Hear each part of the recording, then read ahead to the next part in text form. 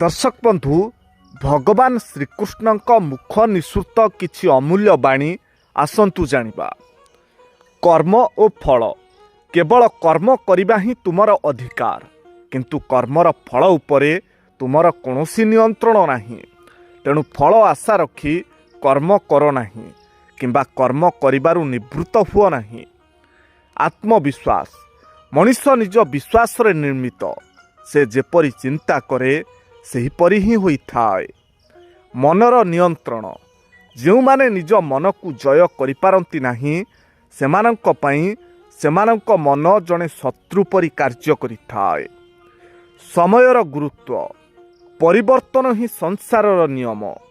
जाहाकु तुमे मृत्यु बोली भाबुछ ताहा ही प्रकृत रे जीवन। काली जहा अन्य काहार थिला आजी ताहा तुमर एवं आगामी काली ताहा पुणी आउ काहार होइजिब। क्रोधर परिणाम क्रोधरु भ्रम सृष्टि हुए, भ्रमरु स्मृति विभ्रम हुए, आ स्मृति नष्ट हेले बुद्धिनाश हुए एवं बुद्धि नाश हेले मनुष्यर पतन घटे।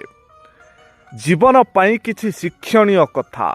धैर्य जीवन रे जेते बड़ विपत्ति आसिले मध्य स्थिर रुहंतु, कारण समय सबुबेले समान रहे नाही।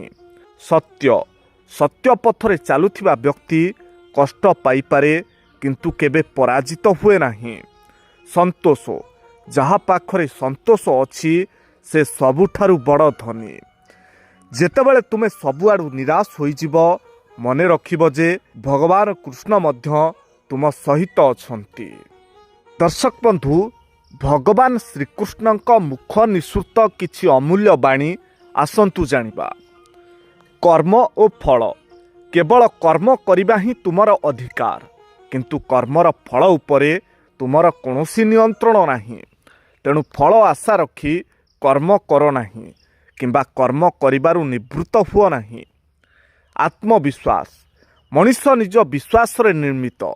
से जेपरी चिंता करे सेहीपरि ही होइथाए। मनर नियंत्रण जो माने निज मन को जय करिपारंती नाही सेमानंक पई सेमानंक मन जने शत्रु परि कार्य करिथाए। समयर गुरुत्व परिवर्तन ही संसारर नियम। जाहाकु तुमे मृत्यु बोली भाबुछ ताहा ही प्रकृत रे जीवन।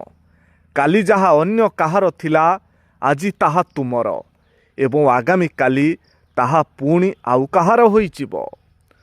क्रोधर परिणाम क्रोधरु भ्रम सृष्टि हुए, भ्रमरु स्मृति विभ्रम हुए, आ स्मृति नष्ट हेले बुद्धिनाश हुए एवं बुद्धि नाश हेले मनुष्यर पतन घटे।